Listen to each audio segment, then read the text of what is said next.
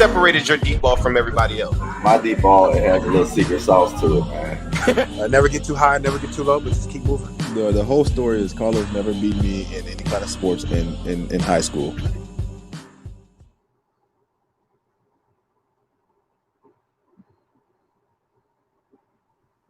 Welcome to the Orange is the New Black podcast. I'm your host, Ace Boogie, joined by my co-host, Zim. Zim, say what's up.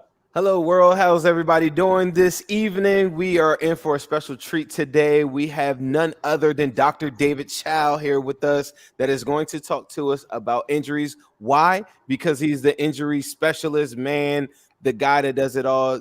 Dr. David Chao, please tell everybody how you're doing today and where they can find your work before we start anything. Thanks for having me on through Twitter, ProFootBallDoc, ProFootBallDoc.com for the best analysis. And we got some new things coming this year, but it'll be all through social media and ProFootBallDoc.com. And by the way, I know you guys already, but Orange is the New Black. I mean, my wife might be excited. She loves that show on Netflix. Appreciate it. Appreciate that. She'll look highly upon me tonight. Say when I go home and say, look, I got a guest role on Orange is the New Black. You know, she'll be excited. Tell her that. I will. Tell her that, and tell her to send out a mass tweet to all of her friends too. Sounds good. So getting into it, Dr. Chao, the first injury that I want to talk about is one of the most recent. It's not the most recent. But the Bengals had a backup reserve swing tackle in Hakeem Adeniji. He suffered a torn pec on June 18th of this year. What are just your thoughts on, can they expect him back this season, or what should Bengals fans expect from Hakeem Adeniji?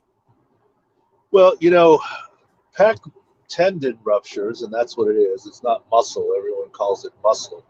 Actually, the timeline is shorter than one might think. If you think back to J.J. Watt, the season before, when he came back from that torn pec for that playoff game, he wasn't 100%, but he got hurt somewhere in the middle of the season.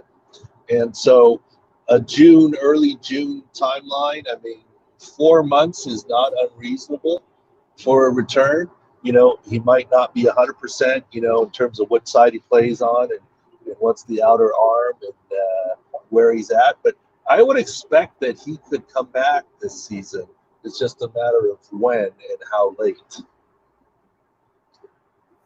Right. And is that I guess when people talk about torn pecs, because the next person is Wyatt Huber, who just, injured his pec on 7/26, and which was yesterday.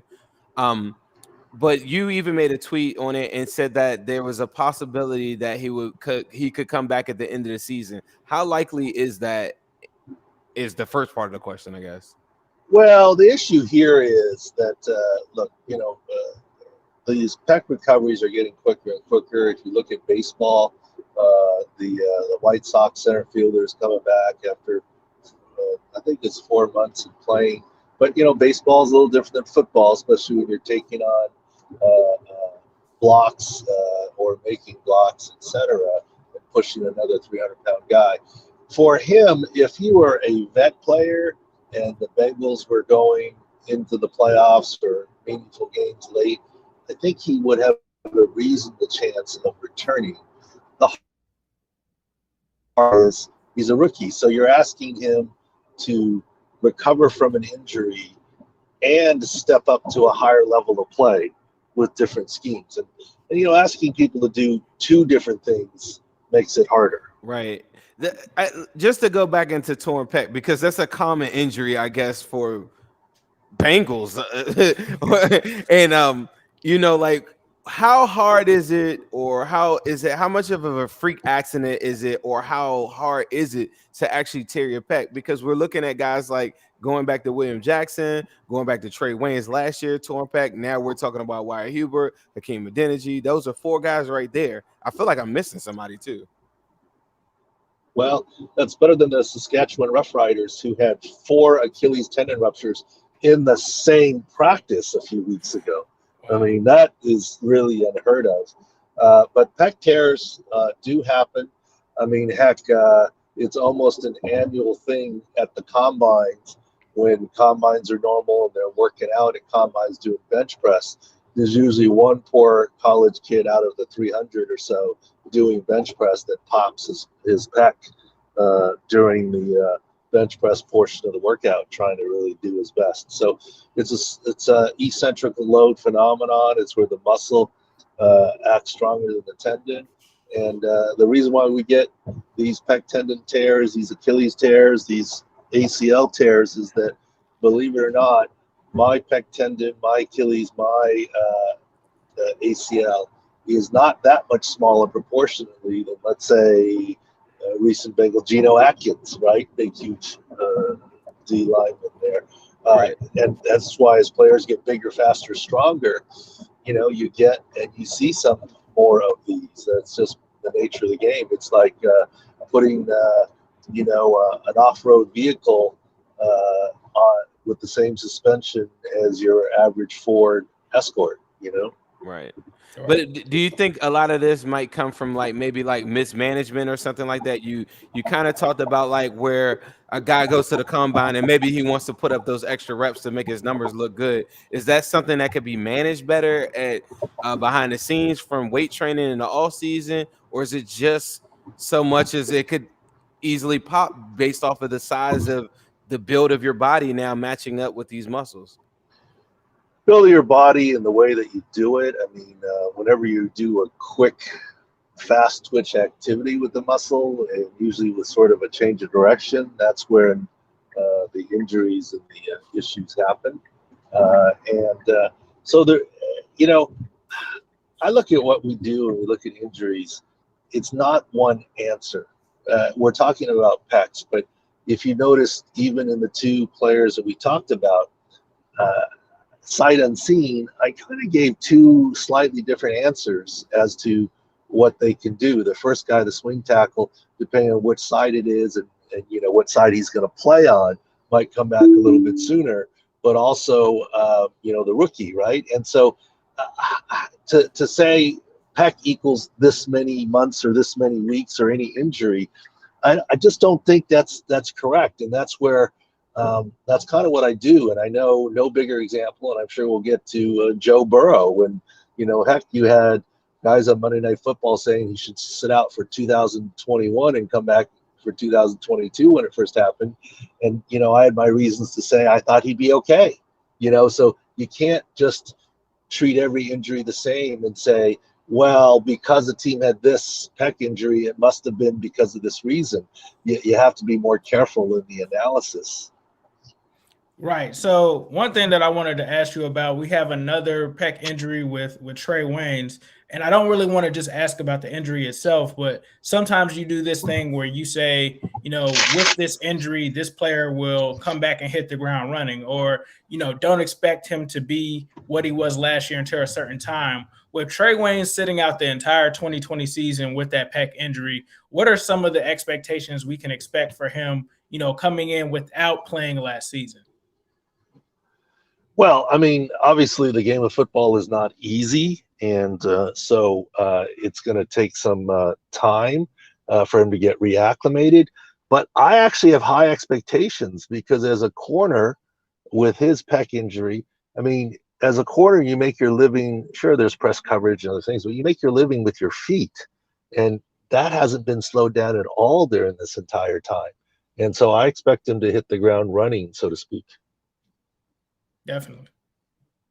Yeah, and I guess are there unique situations where I think when it first happened, where we were talking about a torn pec from Trey Waynes versus there was someone else I remember came out in the same breath. What could separate the differences from not to go ahead, we could go to Joe Burrow, but what would separate the difference of me tearing my ACL in my recovery time versus me tearing my ACL along with my MCL and my PCL? How much more time does that add on to the injury? And is that the reason why everyone thought that maybe Joe Burrow was just gonna, or were thinking that he should sit out a whole entire season?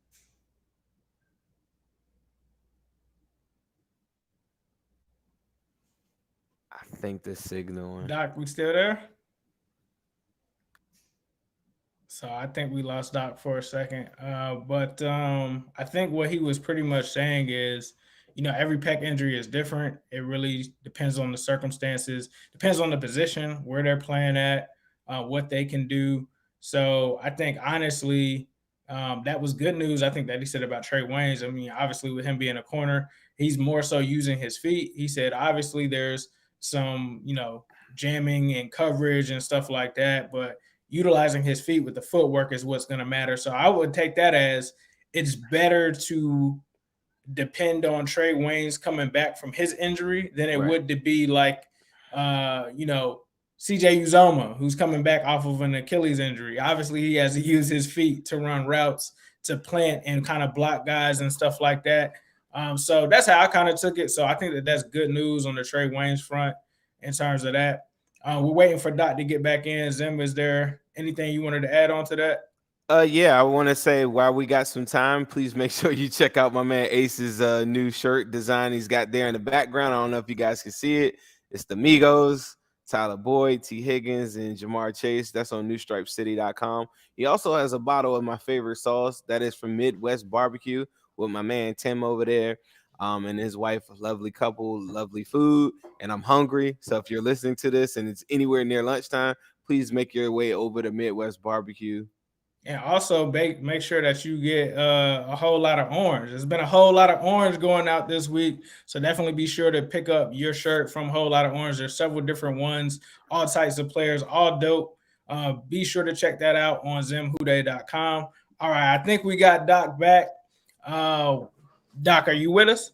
Yeah, I am, and I'm not moving or driving anymore. So all good. Hello, handsome. How you doing there? Look at what's you. going on? You want to show that face to the world? Come on, let them see it. Well, I needed to make sure I was not driving. Audio was one thing, but all good. Absolutely, he's 100% stationary. Everybody, we're going safe on this this pod here.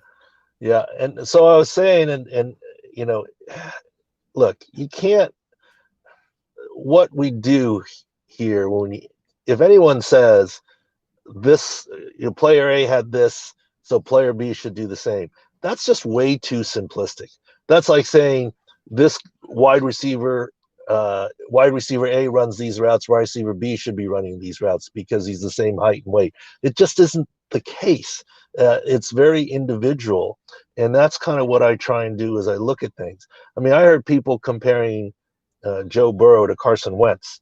Look, on Carson Wentz, I said he would not be ready the next season. This is a bigger deal for Carson Wentz. Why?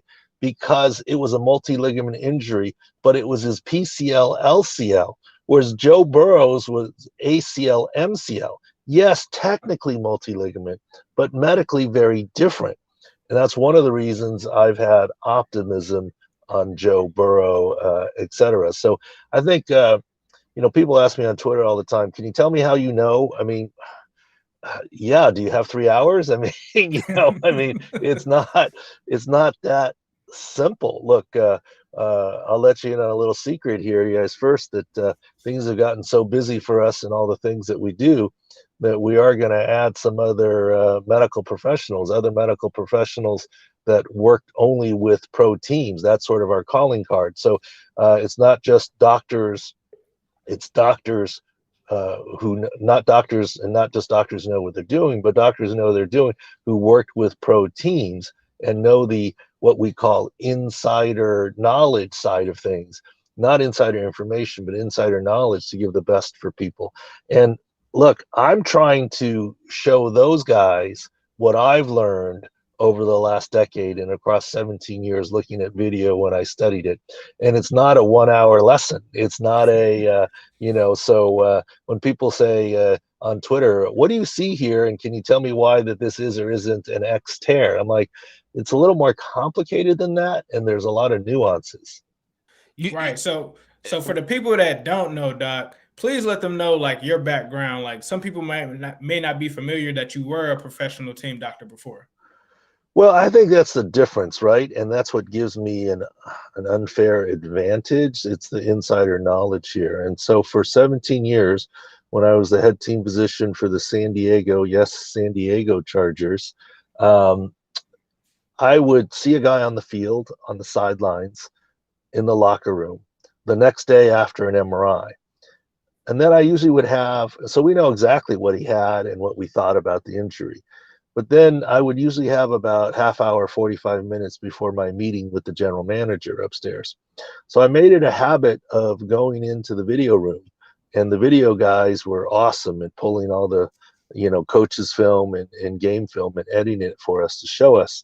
And what were we doing? Honestly, I don't know. I mean, everyone in the building, in any football building on Monday, is studying film. I mean, there are times when a player goes down and I said, well, what happened? And they said, well, I don't remember. It was a big pile. Let me look at the film, right? And so I had dead time. I was intellectually curious. Everyone in the building is looking at film. And so I started looking at film. To do what? I don't know. We just did it, right? And essentially it worked out to be very useful because there I had the answer. I know what the injury is. I've examined the player. I've seen an MRI. I know exactly what he has. And then now see how he got it, right? And I had no idea what this would lead to, but I did this for 17 years. And that's why I've been able to be relatively accurate in the 90s, mid 90s, just by video over the years, because it's been more than a hobby. It's been a science that I've studied. Now I don't have an exam. I don't have the MRI. I don't have the exact diagnosis, but it's like reverse. It's like Jeopardy, asking the question and here's the answer, and now the other way around, right? And the video is now the question. And for those wondering out there who don't know, if you go to the doctor and you hurt yourself playing indoor soccer and you hurt your knee, the doctor says, what happened? You said, well, I was playing indoor soccer. I was running this way. My foot got caught. Someone hit the outside of my knee. Well, you're describing the video of what happened. Right. So for traumatic injuries, that's kind of where we get what we get. And then I try and go next level with it because it's not a simple, grade 2 MCL equals 4 weeks. I mean, it's more custom than that, related to the player, the type of player, the injury. And, as you know, in what's reported out there isn't always the truth as in regards to what it is. And so we try and, ferret through all of that. So I guess I had one question I wanted to say, because I noticed one thing when I was checking out your stuff at SportsDoc is that now, because you have so much inside information, now it's evolving into, now you can translate that for people that play fantasy football in gambling and stuff. Is that the next step for what you guys are doing? No question. I mean, it started out, as a fun little hobby, and it's continued to grow. And with fantasy, daily fantasy, and now gambling being legalized everywhere, of course it's useful information. And look, the more that is not known, the more useful my information is. And what we pride ourselves in is that we're the only place that does true injury analysis, not injury reporting. Most sites that are very good, say, the team said 4 weeks, or the team said this, the player said this. That's helpful. The official injury report said this. That gives you a framework, but we all know that's hardly the full story or the truth, right? And so I try and go to the next level, which is the analysis part. And the analysis really in-game live, I'm the only place that I am aware of that will go out on a limb in-game before there's even a report from the TV about what the status is. And sometimes it works out and sometimes it gets me in trouble. I remember, speaking about the Bengals, when I first started doing this, I had an interesting lesson. I still remember it was a Thursday night football game. And it was the year that early on when Geno Atkins tore his ACL. And obviously Geno's the stud, right? He was the man. And I remember looking at the replay that they were showing on TV, and the announcer was saying, it looks okay, not a lot happened here. I remember tweeting out, it happens the step before the replay. He continued to finish the play. And I had it on, TiVo Rewind, and I could see it. And that's why I said, he tore his ACL. And boy, I learned a good lesson. I got a lot of grief from Bengals fans because he was your central guy. How do you know? You're on your couch. You're an idiot, this, that, the other. And I had to say, look, I don't know for sure. I'm just giving my opinion. And yes, I'm on my couch and I'm not trying to make any more of it. And if you notice now, what I've decided, especially when it's a new fan base, the fan base that knows what I'm doing doesn't care and it's fine. But a lot of times when there's a new injury like that, and someone doesn't know what I do, I get a lot of anger. Like, how do you know? You know, you're just guessing. They don't know the whole thing. But nowadays, at least my followers would chime in and say, "Don't you know what he does?" kind of thing. But I did. Don't you have just got this, learned. don't you just go online and say, "Trust me, I'm a doctor." Well, that or I stayed in a Holiday Inn Express last night, right? Right, that works too. But actually, what I always try and do is distinguish myself. I'm not just a doctor in the sense that I'm a doctor who's an orthopedist who works in sports medicine, who took care of these professional level athletes and saw the injuries, but also was on the other side of the information or misinformation that teams give out. So it's easier for me to read between the lines. But nowadays, what I do, happens is, if there's another ACL tear where a kid I think tore his ACL, I'll say by video appears to tear ACL, and kind of thing.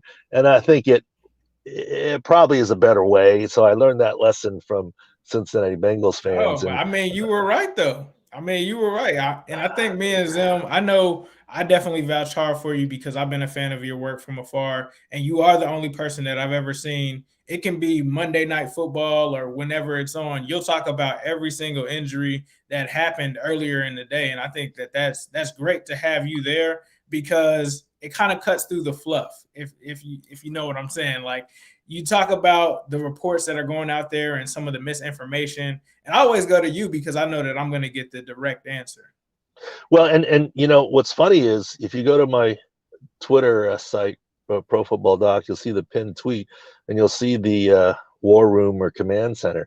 We've got all 8 or 10 games on with multiple people watching the games. And what's really ironic is I may know all the big injuries from the week, but what's ironic is literally you could teleport me back Jetson style or whatever in time to Sunday morning in Las Vegas, and I'm not sure that I could make any money because a lot of times I don't know the final score and the final spread or what the total was or whatever because I'm just concentrating on the injury side of what happens. Some weeks more so than others, and some weeks less, depending on the injuries. But yeah, it's sort of a unique niche that we're dedicated to. Definitely. So one thing I want to ask you about is the Bengals have CJ Uzomah coming back. Now, you mentioned earlier, and CJ Uzomah is a starting tight end for the Bengals. He's coming off of an Achilles injury. You mentioned earlier with Trey Waynes, his pec injury shouldn't have, hindered him on the field because he doesn't really use his pec as much as his feet. CJ Uzomah, a tight end, may use his feet. So how do you feel about him coming off of an Achilles injury? Well, Achilles is not easy to come off of. And what week was his injury again? I don't remember. It was week two of 2020. Yeah, that's what I thought. I thought it was pretty early. So that really gives him a better chance to come back and be effective here. I'm more optimistic on him than for week 11. And, Achilles in space do better than Achilles in space do worse than Achilles in a confined space. So the more that, for his blocking ability and, inside routes, he might be better, but in space is a little bit harder. He's a pretty big guy. So we'll have to see, but I would be cautiously optimistic that he could be okay this year. Let's go. I got 2 players. One of the players isn't on our list, Ace, that I wanted to ask him about, and I was really curious about this because currently, right now, the Bengals are looking at center depth. Right, they brought in guys that Austin Reeder, who currently has a knee injury, and they've been rumored to taking a look at it right now. But this is all stemming from Trey Hopkins, who tore his ACL week 17. He was recently cleared yesterday for all off-season training activity, all camp activities. How soon do you think that he'll be able to play an NFL football game? it's so individual, and even when you're cleared, I mean, does that mean you're 100%? I don't Right. know that it does, right? And it really depends on the individual situation.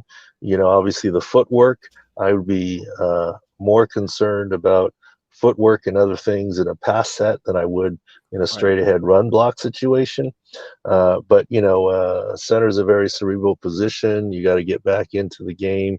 It depends, but the fact that he's been cleared, at least they don't see any major hurdles, right? And Right. so that certainly is a positive. But him being injured, I guess week 17, is it likely that you think he'll play week 1 of a NFL football season playing the center position? That was less than 6 months ago, or is that exactly 6 months? Well, that's more. It'll be closer to 9, but if you talk week 1, Okay. Okay. I mean, Because Yeah, week he's kind of 17. for week 1. Yeah. Okay. Okay. I mean, look, I can say this, and it's not HIPAA because the players allowed me to, but and one of the more famous examples is Philip Rivers, who tore his ACL in the playoffs, had knee surgery, and then had his ACL reconstructed after the 2007/8 AFC Championship game. So he had it in basically starting early February, late January. So that's about as late as you can from a season. And not only did he start week 1 at quarterback, not only did he start week 1, but 100 days afterwards, if you Google 100 days of Philip Rivers, you'll see an ESPN article that he was cleared in a red jersey, but able to do mini camp at 100 days. So, 9 months, I think it's possible that he can play. Will he be 100%? I don't know that that's possible that he'll be 100%. But, is 90% good enough for him to start? Is 90% good enough for him to be the backup? I don't know, right? I mean, I don't know the depth. I don't know how everybody's doing. And then sometimes, yes, people are forced into action. Look at Alex Smith, one of the greatest comebacks of all time. But the man has a foot drop. Did you see Project 11? He was nowhere near 100%, right? His mobility was different, and the whole deal. Yet he did a great job when he played, and he also didn't last. But look, if not for the depth on that team with Haskins and Heineke and all the other injuries, Alex Smith would not have seen the field. He was pressed into duty. So there are times that happens too. And, my hat's off to Alex for what he did. But it was not the Washington football team's plan to play Alex Smith last year. They were forced into it because of depth issues, etc. So that's the side I don't know. But in general, I think he would be an available choice. But what percent is the question? So 2 other players that I want to talk about. We have starting running back Joe Mixon, which I'm sure you're familiar with him. Was injured with a right foot injury week 6 of 2020. And then we also have DJ Reader. He was a defensive tackle, nose tackle, that had a torn quad week 5 of 2020. What is just your analysis on those 2 players? Obviously, one is a running back, the other is a defensive tackle. What was the foot injury though? That's what I was going to ask you guys. What was the foot injury? Look, you guys are on the ground there. I don't always see everything, but look, was this really a dancing injury? I mean, after this touchdown celebration, I mean, has anything come to light on that? I just remember him on the injury report. I don't even remember actually seeing the injury. I remember him playing just said part of the game. Injury. They do not say whether it's the ankle or what it is. They just said that. Well, here's what I know. I mean, I study the film and I go back and look at injuries, and we have a crew of people that try and find them and show me and study it. Mm-hmm. Look, call a spade a spade. I did not see a lot on Joe Mixon by video. That doesn't mean he wasn't hurt. It just wasn't caught on video or from what I saw. The last time I saw him, if my recollection serves me well, he scored a touchdown and was seen dancing in the end zone and then didn't come back. And then it was out for 11 weeks or whatever it was. So, yeah, there's a little bit of mystery there on what it was. I mean, was it a Lisfranc? Was it whatever? And I'm not trying to make fun of Joe Mixon or injuries, but, yeah, dancing's the last time that we've seen him on the field. going back before we close this bad boy out, like you were talking about the Alex Smith injury. I felt as though like there are similarities a bit with Joe Burrow because the mobility levels of Alex Smith early in his career were similar to Joe Burrow. They have pretty much about the same stature, different things. They have similar attributes, right? Knowing what we know, knowing that he isn't forced into a situation where he has to start week one, they have backup guys that could play. I know that the coach's season is probably on the hot seat, but there's no reason to put the franchise quarterback out there, in harm's way. They went and had a report yesterday that said that they would not force him into activities early, and he probably wouldn't play preseason football. If you were the GM of the Cincinnati Bengals, what would be your Joe Burrow plan coming into the season? Well, I would have to let Joe Burrow and Joe Burrow's knee dictate it, right? I mean, if his knee can withstand things, if he's, in the high 90s in terms of his recovery, but also mentally, is he sharp on the reps? And, there's a mental side to the game as well. And quite honestly, until Joe Burrow or any other player coming off a major knee injury takes that hit and thinks, something's going to happen and something isn't right, and then dusts himself off and says, I think I'm okay. That mental hurdle is hard to get over. I fully expect him to wear a knee brace, not only this season on that lead leg, but for the rest of his career, a la Tom Brady. A lot of quarterbacks do it regardless because that's what's vulnerable. You're looking downfield, and that's where the trash is coming. And that's why you cannot hit a quarterback low below the waist. But sometimes it's friendly fire. Sometimes it's a guy falling into it, your own player.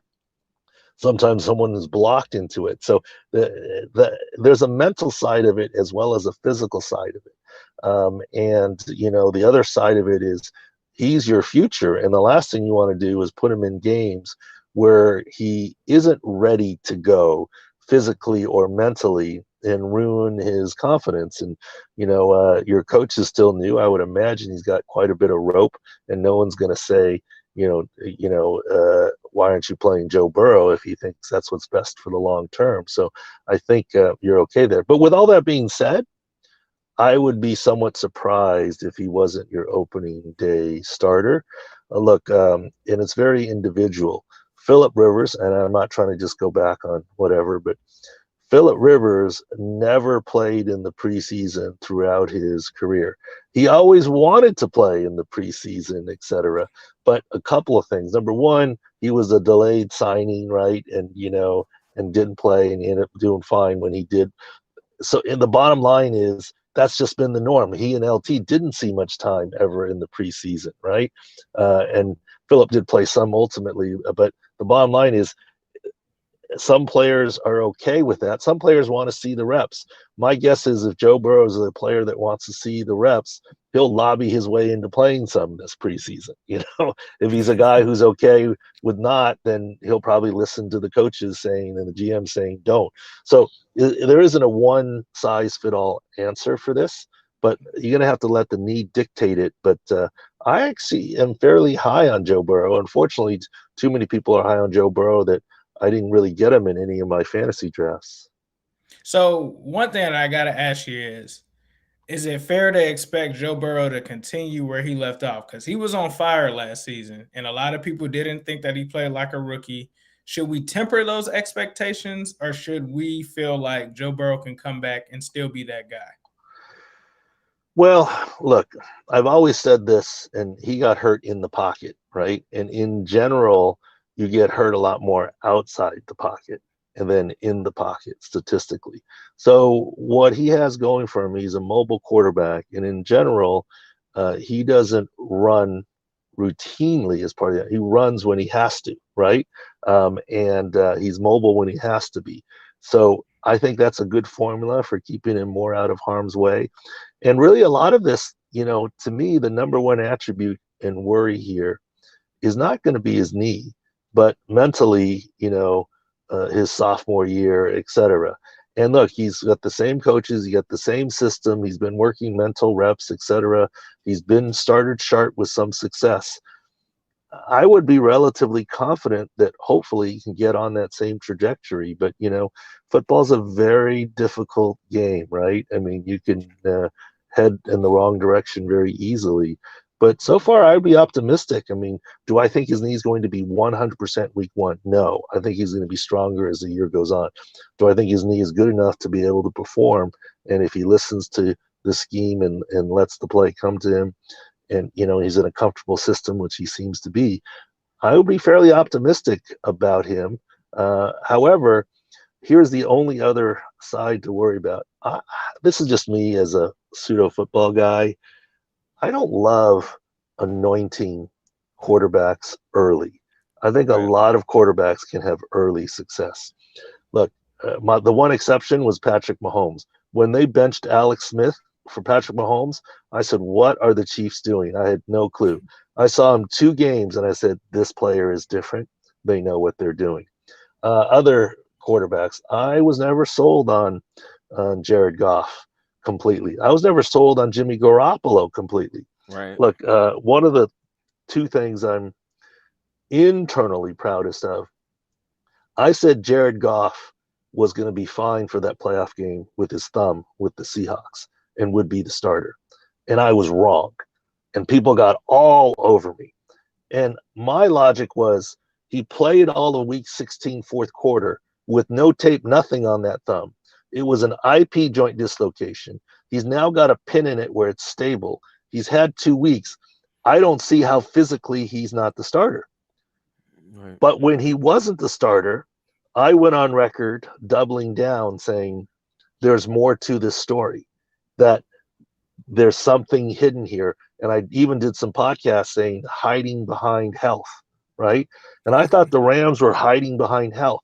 And why did I know this? Not only from the study of the injury.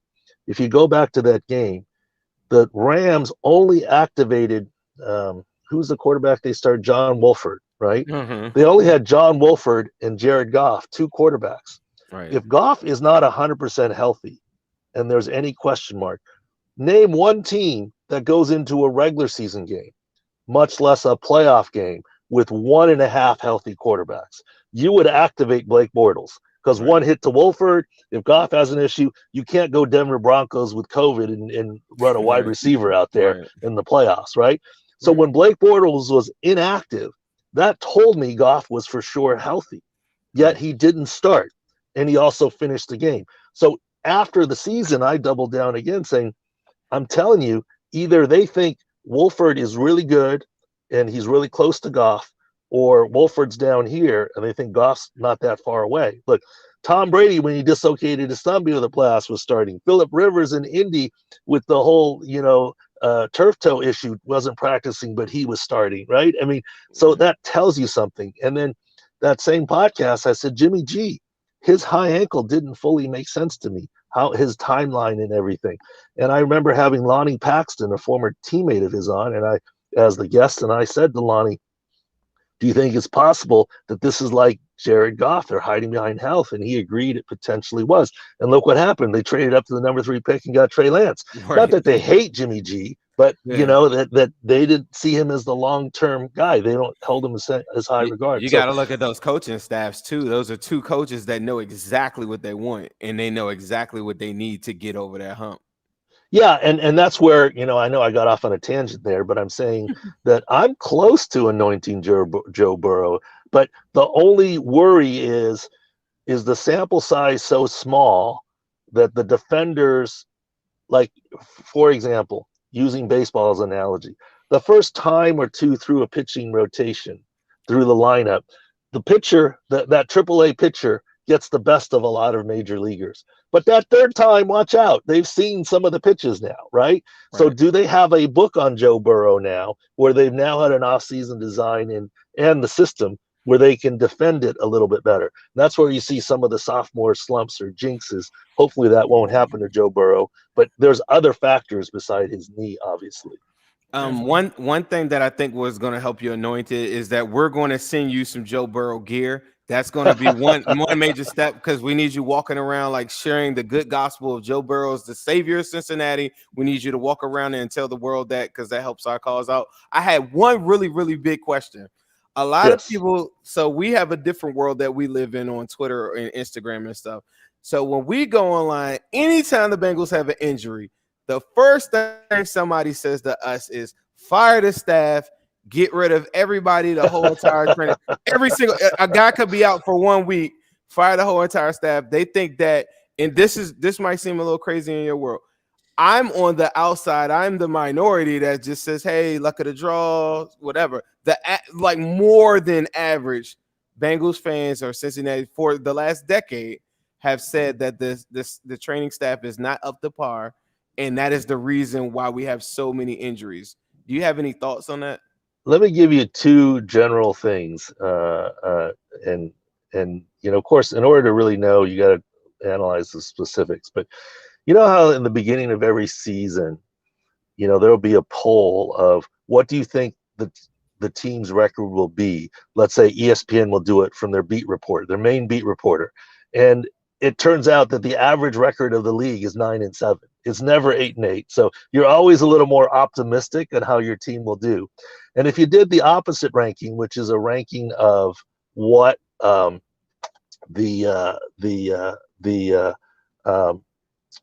medical staffs, how good the medical staffs are, I think you would have 20 teams in the NFL thinking their staff was among the bottom 5. I mean, that's just the way that it is. When things are going well, you get no credit. Like the medical staff is like the long snapper of the NFL. I mean, when you get a good snap, nobody knows the difference, but when something doesn't go right, oh boy, you get it all, or the field goal kicker. But here's what I say. And I said this to a GM before, believe it or not, when he was giving me grief about injuries. What I said to him is, and you call everybody coach. I said, Coach, you got to understand, I'm Paul Revere. I'm not the British. I mean, I'm not injuring the players. I'm trying to get them better. I'm telling you the injuries are here, and this is what we need to do. I didn't get the guy's foot stuck in the turf and tear his ACL, right? I mean, I'm trying to fix all those. So I think you need to look, if you have a lot of instances of players that don't get better after injuries or that misdiagnose, you might look at the injury and training staff. But if you're looking at, is it turf? Is it this? Is it bad luck? Quite honestly, the GM selections have as much to do with injuries as anyone else, because if you pick guys that are, look, LT never got hurt because LT at 90% was very, very, very effective. But some running backs, the guy who came after LT, and I won't mention his name, very good running back. He got hurt a fair amount, but he was running at 110% to be effective. So he was vulnerable to the counterpunch if you're throwing punches from your heels, whereas LT was not, right? And some of that is GM selection of the player. And you can't fault a player for going 110% and then laying himself on the line and getting hurt. You can't necessarily blame the training staff. In some ways, it's what you're asking the player to do. So injuries are absolutely multifactorial. Doesn't training staff have something to do with it? Maybe, but you have to look at it on an individual basis and what the injury is and what happens. But it's also not just pure luck. You got to look at the pattern of injury. So it's a very difficult question. No, we appreciate that. So thank you, David, for taking some time out of your day to join us. Once again, please let the people know where they can find your stuff. ProFootBallDoc at Twitter or ProFootBallDoc.com. And, I'm going to text my wife right now that I'm making an appearance on Orange is the New Black, and let's see what she says. And look, and then we're gonna sing you the merch, right? We're gonna sing you the merch, and she'll be like, "What the hell is this?" Oh yeah, wait, what holiday is coming up? Or I'll wrap it as a gift, saying I know you liked Orange is the New Black. Okay, we'll do that. That'll be great. You. At the end of she might be a little funny at first, but at the end of the day, nobody could deny a T-shirt. Like you need T-shirts just to make. Sounds good. I hope the T-shirt will take the place of the Gucci. Ooh. I don't know. Yes, well, sir. Yes, sir. Mentally, it will. We'll see. Price tag, not so much. Well, thank you guys for listening to the Orange is the New Black podcast, and Zen will end this with a yes, Sirski. Hello, world. What separated your deep ball from everybody else? My deep ball, it has a little secret sauce to it, man. Never get too high, never get too low, but just keep moving. The whole story is Carlos never beat me in any kind of sports in